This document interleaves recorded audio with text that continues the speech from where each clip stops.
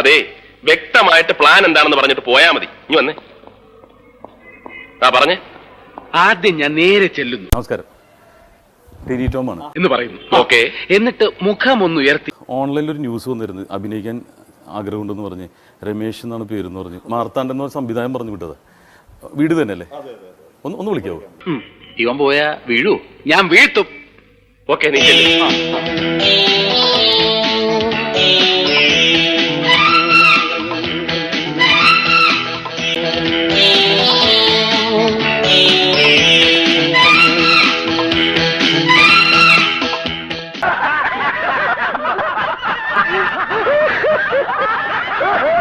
20-ൽ പരം നാടകങ്ങളിൽ അഭിനയിച്ച് സിനിമയിലേക്ക് ചാൻസ് ചോദിച്ച, പുതിയ മുഖമാകാൻ ആഗ്രഹിച്ച, തിരിച്ചറിയാതെ പോയ കലാപ്രതിഭ.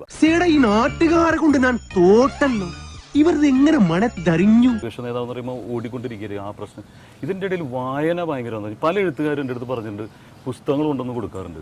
ഇതെങ്ങനെ വായിക്കാൻ പറ്റുക? അല്ല, വായന എൻ്റെ ഒരു നിർബന്ധമുള്ള കാര്യമാണ് എനിക്ക്. ലങ്കാധിപതിയായ രാവണനെ കാണാൻ ചെന്ന ഹനുമാൻ ഓരോരോ രോമങ്ങൾ പറിച്ചറിയവേ. അതെങ്ങനെ ഈ സമയം എങ്ങനെ വായിക്കാൻ പറ്റും? ഇപ്പൊ 100 പ്രശ്നങ്ങൾ ഇപ്പുറത്ത് കേൾക്കുമ്പോൾ ത്രികാലജ്ഞാനിയാണോ ഇനി?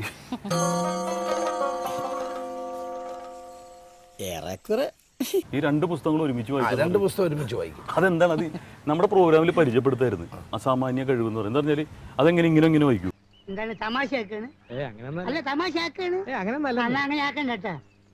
രമേശന്റെ അച്ഛൻ അധ്യാപകനായിരുന്നു.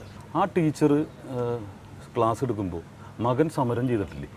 അതൊക്കെയുണ്ട്. ഇങ്ങനെയൊക്കെ ചെയ്യാമോ? അറിയിക്കാതെ ചെയ്യാമോ? കഞ്ഞിയും പയറും ഞങ്ങൾക്ക്. അതൊക്കെയുണ്ട്. അല്ല, അതിനങ്ങനെ ഒരു കോൺഫ്ലിക്റ്റ് ഉണ്ടായിരുന്നോ നിങ്ങൾ അച്ഛനും മകനും? അടിയാ കിട്ടിക്കൊണ്ടിരുന്നു.